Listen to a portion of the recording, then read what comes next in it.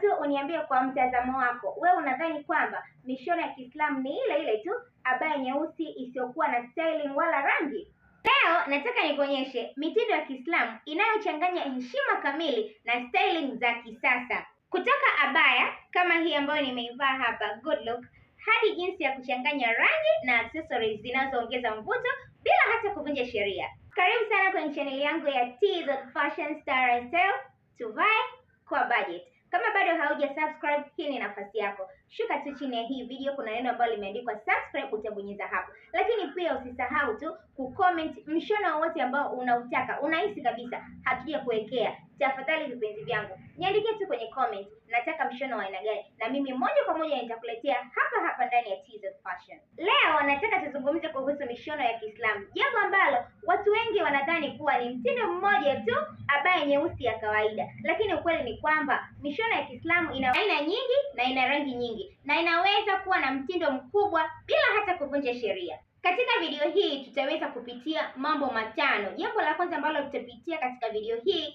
aina za abaya zinazopendwa. Jambo la pili, hijabu na jinsi ya kuvaa kwa styling za kisasa. Jambo la tatu, rangi zinazofaa kwa mavazi ya Kiislamu. Jambo la nne, accessories zinazoruhusiwa na zinazoongeza thamani. Jambo la tano, pochi na viatu vinavyolingana. Alafu mwisho kabisa nitakupa mfano wa good look ya Kiislamu.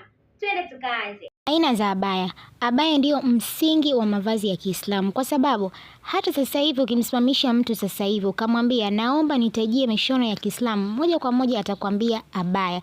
Lakini tujue kwamba kuna aina nyingi zinazopatikana kwa sasa hivi zenye mitindo tofauti tofauti. Abaya ya kwanza ambayo ni opening abaya. Hii ni abaya ambayo ni ya kisasa. Mara nyingi abaya hii inakuwa 2 piece au 3 piece.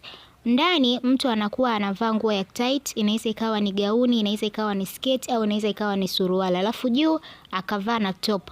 Zinaweza zote mbili zikawa zinafanana, yani ndani ikawa ni rangi moja. Let's say rangi ya cream, let's say ni rangi ya white. Alafu juu akaja akavaa ile opening abaya. Wengine unakuta kwamba wanafunga vifungo, wengine wanakuwa hawafungi, lakini mara nyingi kwa sababu tayari imeshaitwa opening abaya, mara nyingi huwa haifungwi. Kwa hiyo unakuta kwamba ndani kunakuwa na rangi nyingine, nje kunakuwa na rangi nyingine. Lakini kuna wale wengine ambao wanaweza wakavaa rangi moja zote, ndani pamoja na nje. Bado ile pale tunaweza tukasema kwamba bado ni opening abaya. Kwa hiyo hii ni mtindo wa kisasa unaopendwa na wanawake wengi sana. Abaya ya pili ni belt abaya, au zile abaya ambazo zinakuwa na mkanda katikati hapa. Unakuta kuna mikanda mingine iko ndani, kuna mikanda mingine iko kwa nje lakini inakuwa kama mfano wa gauni, lakini nyingine unakuta mkanda unakuwa uko pembeni. Kwa hiyo pale kila mtu anakuwa na styling yake. Mwingine anaweza akafunga pembeni, mwingine anaweza akafunga nyuma, mwingine anaweza asiufunge kabisa, lakini kwa sababu tayari imeshaitwa kuwa belt abaya, kwa hiyo ni lazima uwe na mkanda ambao unafunga. Na mara nyingi unapokuwa unafunga mtindo huu, moja kwa moja lazima utaonekana kwamba ni smart, kwa sababu ni mtindo wa kisasa, lakini pia vile vile ni mtindo ambao unampendeza sana mwanamke wa Kiislamu akiweza kuvaa aina hizi za abaya. Kwa hiyo hapa unaangalia tu na zile kala au rangi ambazo unazovaa. Kuna zile neutral color, kwa mfano rangi ya cream, rangi ya brown, hizo ni neutral color, na sasa hivi hizi rangi ni moja ya rangi ambazo ni nzuri. Ukivaa unaweza ukavaa sehemu yoyote, ukivaa tu na viatu vyako unakuwa smart na unapendeza. Abaya ya tatu ni zile zenye details. Yaani unakuta abaya zinakuwa labda na pambo sehemu ya kushoto, au unaweza ukakuta na pambo sehemu ya nyuma, au chini huku unaweza kukuta kuna mapambo, au pia unaweza kukuta mapambo katika sehemu ya mikono. Mara nyingi abaya hizi zinavaliwa kwa sehemu husika, au naweza nikasema kwa matukio husika. Mara nyingi unakuta zile shughuli za usiku, mtu anaweza kavaa, labda ni harusi au kuna event yoyote ya Kiislamu, au mtu anataka kujistiri, unakuta mtu anavaa hizi abaya ambazo zinakuwa na details. Na hizi pia saa nyingine unaweza kukuta zina details lakini zikawa opening abaya, au zile abaya ambazo zinakuwa na layers. Ya unakuta nguo ambayo inakuwa na abaya zina layers 2 au 3.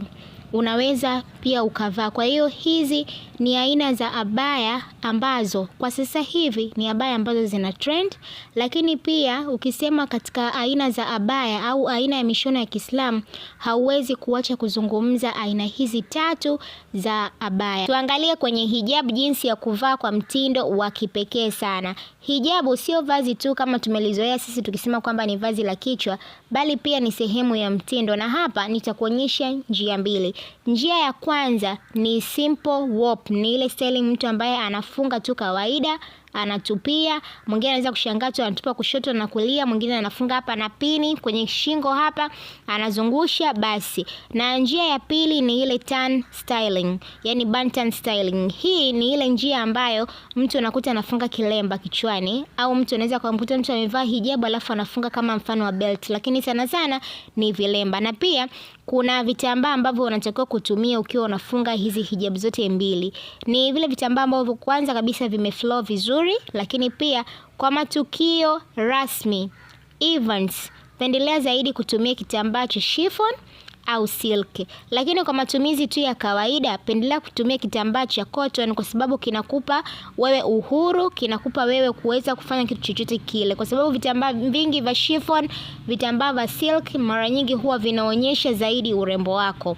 Kwa hiyo pia vinafaa zaidi katika matukio rasmi. Track za mitindo jamani, lazima mtu ujue track za mitindo.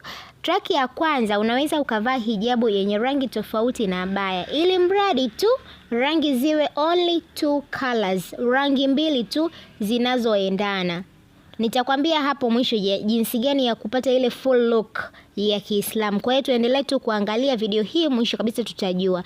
Twende katika sehemu ya tatu kuangalia zile rangi zinazofaa kwenye mavazi ya Kiislamu. Wengi wetu tunadhani kwamba mishono ya Kiislamu ni ile ile tu yenye rangi kuwa ni nyeusi tu. Sio kweli jamani guys. Kuna rangi nyingi sana ambazo zinaweza ukavaa na zikaleta mvuto. Kwa mfano, nitakutajia zile rangi ambazo ni nzuri, ambazo zinapendeza. Lakini pia tusiache rangi ya black, kwa sababu ndiyo ambayo inaleta classic na watu wengi huwa wanaijua. Na pia inafaa katika matukio tofauti tofauti, matukio mbalimbali mtu anaweza kavaa hii rangi ya black. Lakini pia kuna zile navy blue, ni moja ya rangi ambazo ni nzuri, unaweza ukavaa.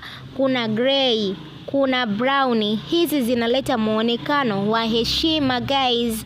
Kwa hiyo pia unaweza ukavaa hizi rangi na still bado ukaonekana kwamba na good look, ukaonekana kwamba ni mrembo na classic. Lakini pia kuna ile statement ya mtu kuweza kuvaa. Kwa mfano, unaweza ukavaa emerald green, unaweza ukavaa dash rose, unaweza ukavaa mustard. Hizi zinaweza kutumika kwenye abaya nzima, hijabu tu, au kutoka kwenye pop ya rangi.